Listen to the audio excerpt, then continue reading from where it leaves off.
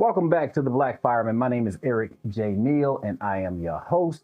I've been out for a while, and that's because I had to have a knee replacement. Now, that knee replacement set me back for a while, so I had to recover. A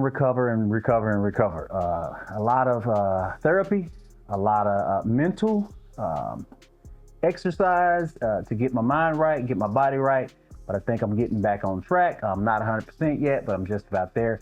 So write down in the comments your support for me. Hopefully it's positive. I don't need any negativity right now because I'm still going through the process of becoming 100%, getting back on my feet and getting back at what we all love to do, which is firefighting. Now, in today's episode, I want to make it simple. I don't want to come in complex. So today's episode, we'll talk about what's in the bag.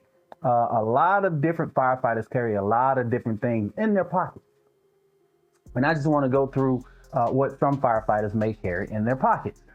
Some things you may already have, some things you may not have thought about, but however people carry these things in their pockets, we're all trying to get a cache of tools that works for our particular needs.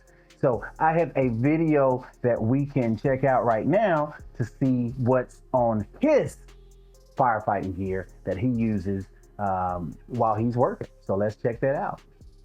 What's up YouTube? Mitch Gourley, career firefighter and owner coach at Everyday Heroes. What do I carry on my gear? I used to carry way too much stuff, and this is what I found that works best for me.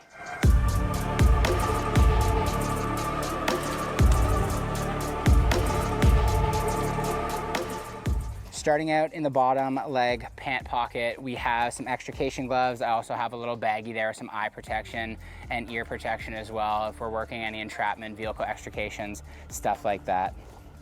Over in this extra pocket, we got some extra medical gloves, things along those lines, as well as the microphone for today's video.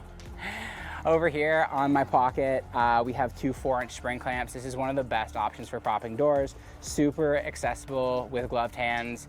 And if you leave one at the call, it's only $4 to replace, opposed to some of these fancy dancy wedges that are gonna cost you $10, $20, $30. When we go into that pocket, we have a 8-foot loop of tubular webbing. This is 1.5 inches. It's all bundled up, rolled up nice with a piece of inner tube. The girth hitch is one of the most versatile options, whether that's advancing a line, dragging a victim, or securing a door. So having a piece of webbing on you is super convenient. Hopping up into the radio pocket, I myself opt for the radio strap, so that's gonna go underneath my coat. Multitude of reasons of why I love the radio strap, and we'll touch on that in another video.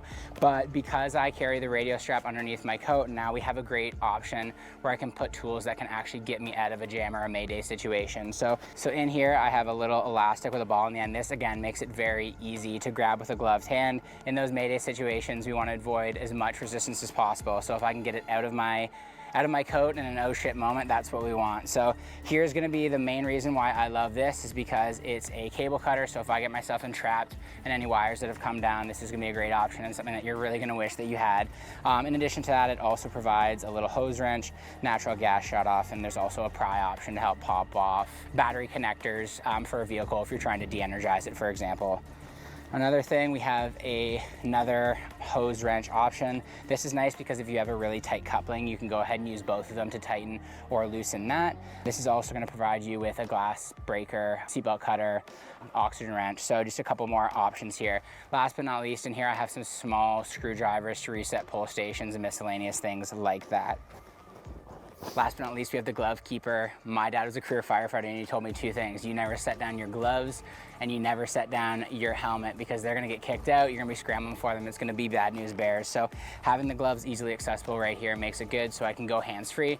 And as soon as we're ready to go ahead and mask up, throw those gloves on, they're right here and ready to go. And like I said, I used to have 1,000 other doohickeys and things hanging off my helmet and this and that. But I think it's one of those things, keep it simple, stupid, fine. So as you can see, the tools that he uses is for him. A lot of the tools that he uses, I carry in my gear also. And I know a lot of firefighters that carry the same gear. Of course, we have to have cutters.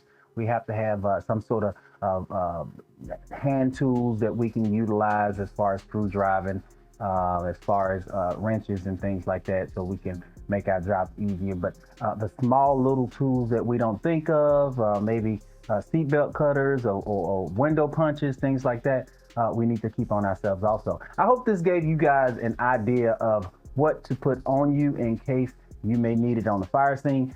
If you have any different other tools that you may carry, put it in the comments down below and let us know. I will relay that to the Black Fireman audience and let them know what tools that you may carry that we didn't mention on the show today. Also, remember to like, subscribe, hit that notifications button so that you can stay up on all things Black Fireman. And until next week, thank you for subscribing. Thank you for watching, and I'll see you then.